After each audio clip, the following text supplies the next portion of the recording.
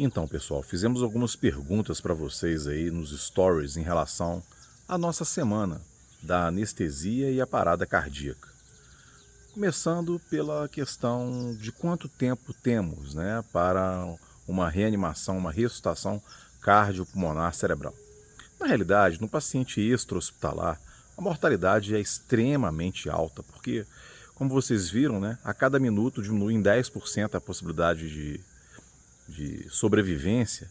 Então, assim, salvo raros casos em que você tem gente muito capacitada por perto, né, inclusive com um DEA, né, com um dispositivo para que possa ser feita a desfibrilação, a chance desse paciente, infelizmente, em ambiente extra-hospitalar é virtualmente nula, na prática.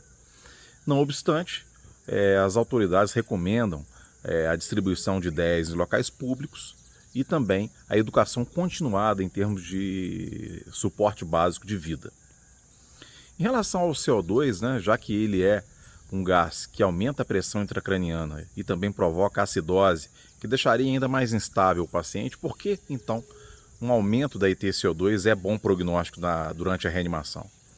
É bom prognóstico durante a reanimação, uma tendência de alta, né, quando ele começa a subir em valores acima de 10, 15 e com tendência de alta, porque isso mostra uma boa irrigação pulmonar. Está chegando sangue no pulmão, ocorre hematose e, obviamente, o sensor vai começar a captar o aumento desse gás, mostrando que a massagem está sendo eficaz e o paciente está se recuperando.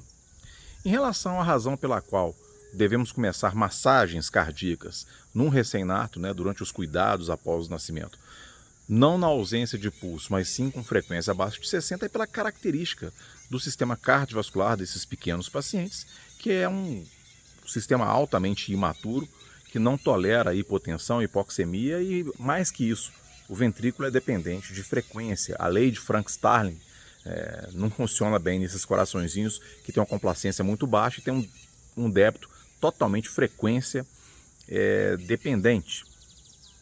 A razão pela qual, uma outra pergunta que fizemos, o nó sinusal é o nosso marcapasso fisiológico, é pelo fato dele permitir de maneira passiva a entrada de cátions, diminuindo o seu potencial, né, de ação. Então, ocorre uma polarização, né, uma despolarização. A despolarização, que é a entrada de cátions e a saída, né, para depois ocorrer uma repolarização, que seria a saída de íons, depois a bomba de sódio e potássio que cuida de tudo, né? Essa despolarização, que é repito, uma entrada maciça de cátions, é muito mais fácil de ocorrer no nó sinusal do que em outras partes do coração, né? Repito, por essa entrada passiva de cátions que é permitida em nível de nó sinusal. É o contrário do que acontece, por exemplo, em regiões como é o caso do sistema reticular ativador ascendente, quando a gente toma algum medicamento GABAérgico, né? Ocorre ao contrário, entrada de íons, que é o caso do cloreto. Então essa célula fica hiperpolarizada, então o potencial de despolarização fica muito alto, fica difícil de fazer o sistema funcionar, reticular ativador ascendente, e o paciente então dorme. O contrário acontece no nó sinusal. Passivamente entram cátions, então facilmente ele se despolariza.